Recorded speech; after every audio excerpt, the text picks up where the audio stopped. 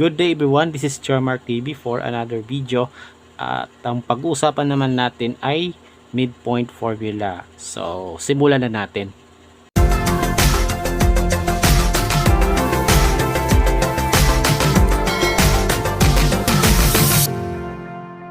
Okay, so consider natin this time yung 2 points. Okay, A and B. So, yung coordinates ng A ay x sub 1, y sub 1. Lagyan natin kama. Tapos yung coordinates ng B ay x sub 2, y sub 2. So magdodraw tayo ng segment AB. Tapos ang pinakagitna nun, 'di ba, is yung tinatawag na midpoint. Okay? So in this case, ito po is yung midpoint ng A at saka B. Okay? Iyan yung pinakagitna, halfway, 'di ba? This is denoted by the letter M at ang coordinates nun ay x sub 1 plus x sub 2 over 2 comma y sub 1 plus y sub 2 over 2. So, yung coordinates ay yung arithmetic mean ng coordinates ng A at saka B. So, bali, ipa-plus mo lang yung coordinates and then i-divide sa 2 to get the coordinates of the midpoint. Okay, so ganun lang siya kasimple. So, bali, the midpoint of AB here is x sub 1 plus x sub 2 all over 2 comma y sub 1 plus y sub 2 over 2. So, para mas maintindihan natin, let's have some examples. Okay, so to start with number 1. So, find the midpoint of the following pairs of points. 4, 1, and 8, 2. So, kukunin natin yung point midway from 4, negative 1, and 8, 2. Okay? And to do this, gagamit tayo ng midpoint formula. So, this is the midpoint formula. But first, syempre, kunin natin yung values ng x and y sa coordinates, no? So, this is our x sub 1 and this is our y sub 1. Ito naman, this is our x sub 2 and this is our y sub 2. Okay? So, isa-substitute lang natin tong apat dito and then simplify. Okay? So, umpisa tayo sa x sub 1. So, ang x sub 1 natin ay 4. Okay? Plus, yung x sub 2 natin ay 8 over 2.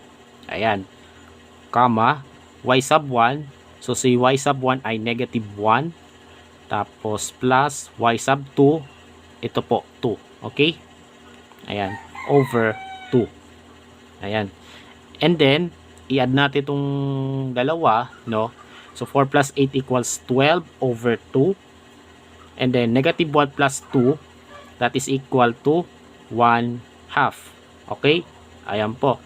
And since 12 is divisible by 2, i-divide na lang natin. So, 12 divided by 2 equals 6. So, 6, 1/2. So, this means yung midpoint ng 4, negative 1, and 8, 2 ay may coordinate na 6, 1/2. So, this is the answer. Okay? Next, number 2, we have negative 3, 9, and negative 1, 5. So, this is x sub 1, y sub 1, and this is x sub 2, y sub 2. So that we have x sub 1, negative 3, yung y sub 1 naman po ay 9, x sub 2 ay negative 1, and y sub 2 ay 5. So, isa-substitute natin itong apat sa midpoint formula. So, again, this is the midpoint formula, no? So, isa-substitute natin itong apat dito. So, ang x sub 1 po natin ay negative 3, plus yung x sub 2 naman po ay negative 1. Okay? All over 2. Then, yung y sub 1 ay 9. Tapos, yung y sub 2 naman ay 5. Okay? Over 2. Ayan. And then, saka natin i-add, no? Pati ito. So, negative 3 plus negative 1 is negative 4 over 2. Then, 9 plus 5 equals 14 over 2. Ayan. And then, i-divide natin pareho sa 2 since both 4 and 14 are divisible by 2. So, negative 4 divided by 2 is negative 2 and 14 divided by 2 equals 7. So, this means yung midpoint ng negative 3, 9 and negative 1, 5 ay negative 2, 7. So, this is the answer. Next, number 3, we have 1, 0 and negative 7, 6. So, kung mapapansin natin is yung examples na binibigay natin is the same as the examples na binigay ko sa previous video, which is distance formula. Okay? So, we reuse those items no, as an example. So, 1, 0 and negative 7, 6. Okay? So, again, i-assign muna natin yung values ng x and y. So, this is x sub 1 and y sub 1. Tapos, this is x sub 2 and y sub 2. So that x sub 1 is 1, y sub 1 is 0, x sub 2 is negative 7, and y sub 2 is 6. Okay? And then, substitute natin sa midpoint formula. So again, this is the midpoint formula. So, let's start off with x sub 1. So, ang x sub 1 po natin ay 1. Okay? Plus, yung x sub 2 naman po ay negative 7. Okay? Then, over 2. Then, y sub 1, ang y sub 1 po ay 0. Plus, ang y sub 2 naman po ay 6. Over 2. Ayan. And then, saka natin i-add ito at saka ito. No? So, 1 plus negative 7, that is equal to negative 6. Then, over 2. Then, 0 plus 6 over 2. Bale, 6 na po. Okay? 0 plus 6 is equal to 6 over 2. And then finally, since negative 6 and 6 are both divisible by 2, so, i-divide na lang natin. Ano po? So, negative 6 divided by 2 is negative 3. And 6 divided by 2 is equal to 3. So, therefore, negative 3, 3 is the midpoint between these 2 points. And ito na po yung sagot. Number 4, we have 3, 1 and 2, 13.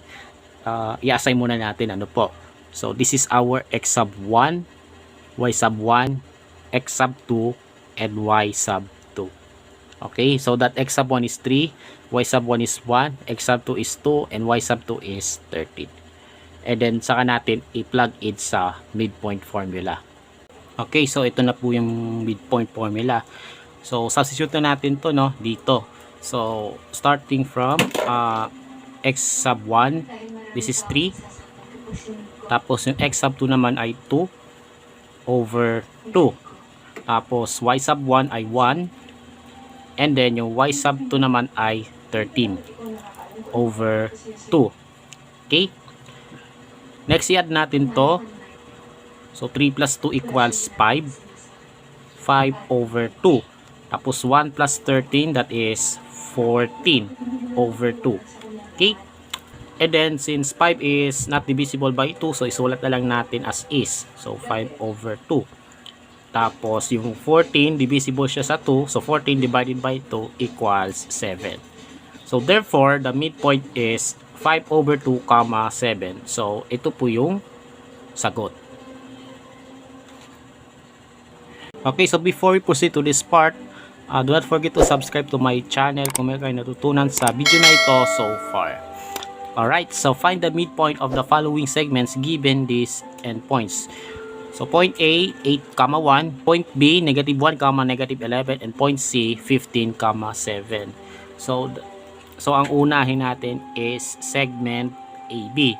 So, ibig sabihin, kukunin natin yung midpoint ng segment AB. So, of course, A, R, B, R, D, and points. So, ano yung mga coordinates? 8, 1, and negative 1, negative 11. Okay? So, we use the midpoint formula. So, gagamitin natin midpoint formula to get the midpoint of these points. Okay? But first, assign muna ng values. Ano? So, this is our x sub 1.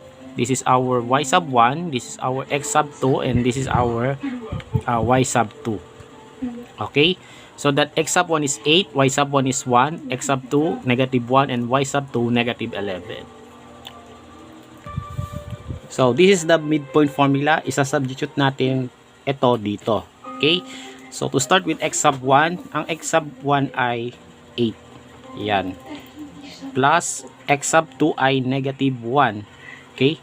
Over 2. Then, y sub 1 is 1.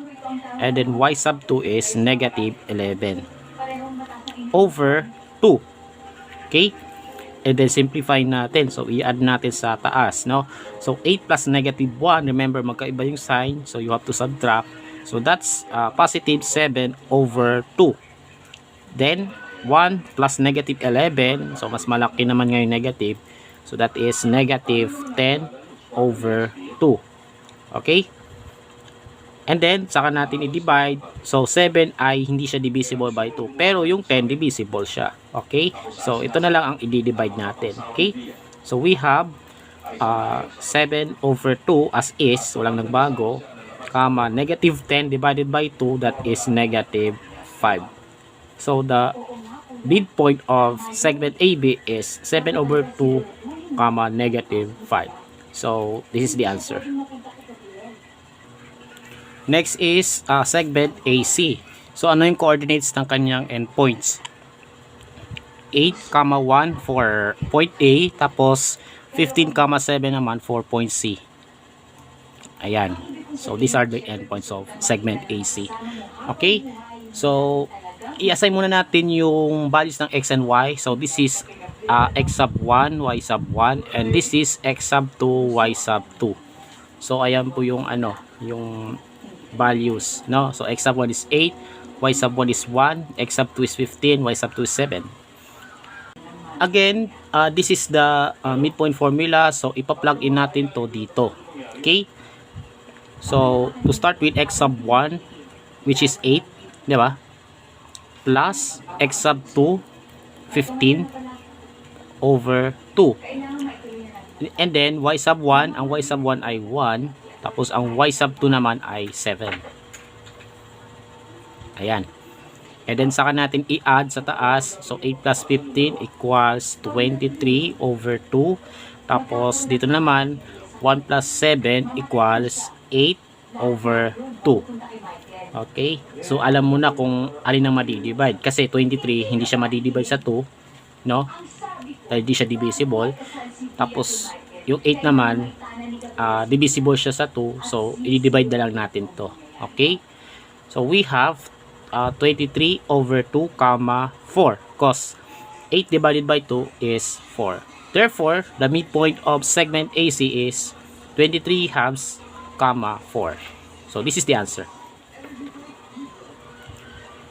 And then for the last one, we have segment BC. So yung endpoints ng segment BC ay may coordinates na negative 1, negative 11 at saka 15, 7.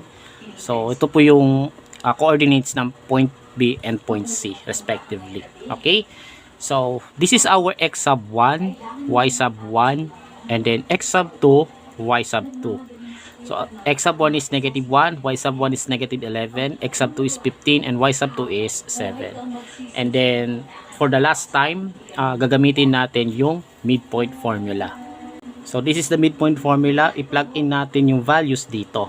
So x sub 1 is negative 1 plus x sub 2 is 15 over 2. Then y sub 1 is negative 11 plus y sub 2 naman ay 7. Okay? Over 2. Tapos, i-add natin yung sa taas. So, negative 1 plus 15, magkaiba yung sign. So, you have to subtract, which is 14 over 2. Then, negative 11 plus 7, mas malaki naman yung negative. So, negative 4 over 2. Okay? And makikita natin, yung 14 tsaka negative 4, parehas silang divisible by 2. So, we have to divide both numbers. Okay? So, 14 divided by 2 is 7, and negative 4 divided by 2 is negative 2. And this is the midpoint of segment BC. So, the answer is 7, negative 2. Alright, so that's all for today about midpoint formula. And alam ko na meron kayong natutunan sa video na ito.